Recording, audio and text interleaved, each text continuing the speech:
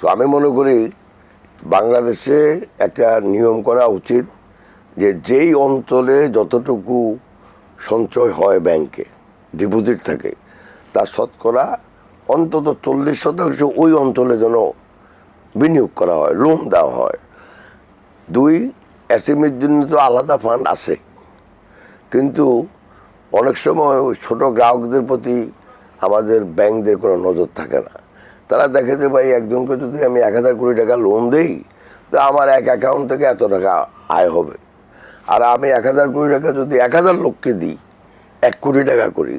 তো তাহলে এত লোকের ভিতরে দৌড়াইবে কে? তো সেজন্য আমি মনে করি বাংলাদেশ ব্যাংকের একটা ফান্ড আছে অলরেডি, বাট ওটাকে আরও শক্তিশালী যদি করে এবং যদি ব্যাংকগুলোর উপরে বাধ্যতামূলক করে যে যেই টাকা যেই অঞ্চলে সংগৃহীত বা সঞ্চয়